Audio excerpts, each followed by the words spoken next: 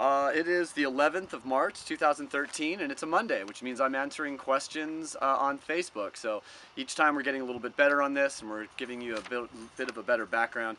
Today's a very important day, though. It's also my wife, Chanda's birthday, so I want to make sure she knows that I love her, and happy birthday, Chanda. It's almost bud break here. We're getting some push in the buds, so within a couple weeks, we'll have green material to show you out in the vineyard. Maybe we'll move these questions and answers out into the vineyard so you can see what's happening out there. We're down to the last week or two of dormancy. So I've got 5 really interesting questions this week, some stuff that's really geeky, some stuff that's funny, and some stuff that's very serious. But we're going to start with a question from Will Andrews. When gardening, I anticipate what the garden will look like and smell like when it's fully grown. What smells do you anticipate on the vineyard during the growing season? And there's a few things. A few times that the vineyard can actually produce some aroma. One is during bloom. And during bloom, you basically have these little flowers surrounding all of the hermaphroditic grapes on the vine. They have both male and female parts. So every little grape has 5 little yellow flowers that surround it. And those flowers smell just like jasmine or orange blossoms. So on a nice warm day during bloom, you can just smell orange blossoms and jasmine throughout the vineyard. It's a very magical smell and reminds me of my time at the University of Redlands when our university used to be completely surrounded by orange blossoms. Also, the smell of fermentation. Every mammal has an olfactory sense that will lead it to the smell of glycolysis and specifically fermentation. Fermentation is a great way to get the calories you need in the world. And the thing is when you go into a winery and you smell that brand new fermentation, it's a very magical aroma, and it's something that drives me back to harvest. It reminds me that I'm doing hard work, but the smell of fermenting Pinot Noir is probably one of the greatest smells in the world. Also, we have rock roses here, and the rock roses on warm days smell delicious and wonderful too. So rock roses, the flowers, and the smell of fermentation are my favorite aromas here in the vineyard, and I do anticipate smelling them during the season. Next question was from John Howard. John asks, why does the Santa Rita Hills produce Pinots and Chardonnays that are more reminiscent of Burgundy than other wine regions of California? Well, this is a weird question because I don't believe that California tastes like Burgundy or Burgundy tastes like California. Sometimes Pinot Noir tastes like Pinot Noir. And you must be drinking wines from some of the producers that produce more elegant styles in the Santa Rita Hills, because we do hear from folks in Oregon that our wines are too big and too rich. They have too much alcohol and too much extract and how much Syrah are we putting in them. But that's not true. We make obviously very dark, rich wines in vintages that drive that style. But in most vintages, we try to make elegant, restrained Pinot Noirs, and those elegant, restrained wines do age in a way that is reminiscent of Burgundy for sure. The more baby fat they lose, the more elegance and and minerality, and some amazing complex aromas like flowers and earth start to come out of these wines. So I think one reason we have a long, cool growing season, which is unlike Burgundy. So I would say viticulturally, and because we're on the 37th parallel instead of the 45th, I think you're going to see a lot of differences in Burgundy and Santa Rita Hills. But ironically, when the wines age and they're in balance, 5 to 10 years later, they are very reminiscent, specifically of regions like Volnay and Chambertin. So I think they can show some similarity, but the regions are very, very different. And if we're patient with the wines and we make the wines in a restrained style, I do think that they can come across as being Burgundian, not because we tried to emulate Burgundy, but because the conditions allowed the wines to become very, very complex.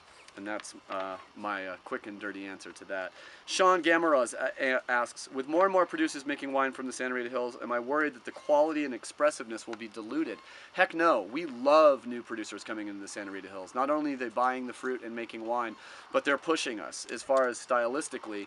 Having a bunch of youngsters coming out of school, coming out of different cellars, making different wines from the Santa Rita Hills, this all drives the style. And not only it also gives these young winemakers the capacity and the understanding to really try different things with our fruit. So I will always welcome young winemakers and new winemakers coming into this valley, making wine and making different styles of wine. So maybe they're going to go a little lighter than we do, a little heavier than what we do, but it challenges us, it pushes us, and it makes us honest. If it was only old guys here making wine in the Santa Rita Hills, things would get pretty stagnant and boring. I love the fact that we're the sort of the old west of the wine world, sort of pistols blaring, here we go, let's make some wine. And it would suck if our style had been completely defined this early in the region. So love young winemakers, love people coming out. I do have a problem with anyone outside of the Santa Rita Hills putting Santa Rita Hills in their marketing materials when they're not in the Santa Rita Hills. But there'll be more probably on that in the upcoming weeks. Next question was Bill Hargrove. Clos Pepe Chardonnays and those from the Santa Rita Hills and places like Chablis and Champagne produce amazing minerality in their wines. How is minerality defined and where does it come from? Well, to spend only 2 minutes on this is pretty tough, but basically Davis and a lot of other wine scientists have done studies on minerality. Our best guess is that minerality comes from two things, and these are the only things we can kind of figure out. We haven't decided and discovered exactly where it comes from, but it seems like it comes from places that have high calcium and exchangeable calcium in their soil, which allows the grapes to absorb that calcium and really form thicker skins. So thick skins by calcium in the soil is the #1 sort of precursor for minerality in wines. Second one is low pH. So if you don't have low pH and higher acidity, for some reason the mouth can't taste minerality. The minerals are certainly not being transported by the roots up into the grapes. There's no minerals in grapes per se, but we know that a thickened skin and a higher amount of calcium in the soil coupled with a low pH is sort of the foundation for allowing minerality to show itself.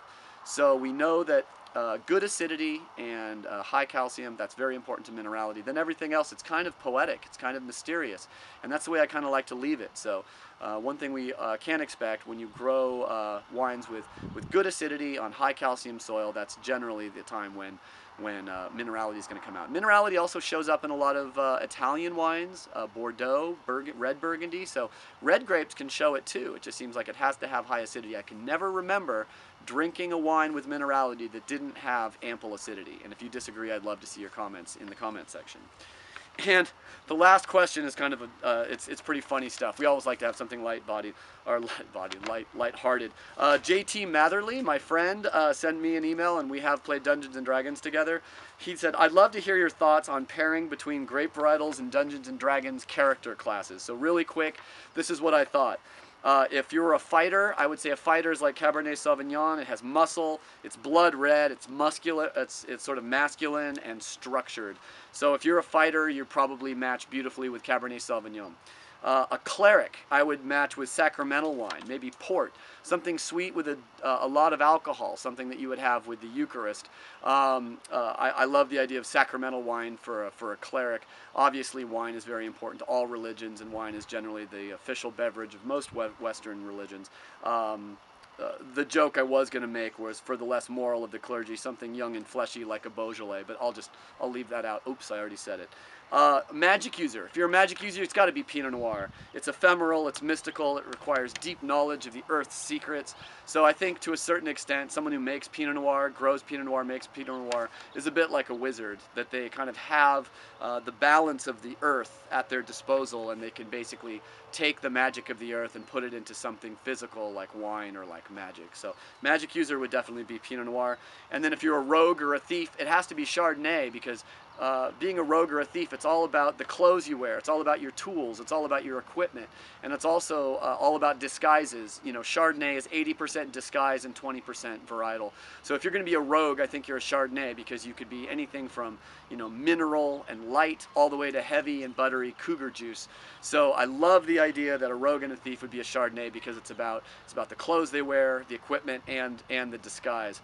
So that's it for the week, about 8.5 minutes. Thank you guys so much. We're looking forward to next week on Monday. You can always send your questions in at Wes Hagen or on the Clos Pepe Facebook fan page. And you don't have to wait till Monday to put the questions in. If you want to put the questions in, I'll take them and we'll do them on Mondays. Have a great week, guys, and drink more wine.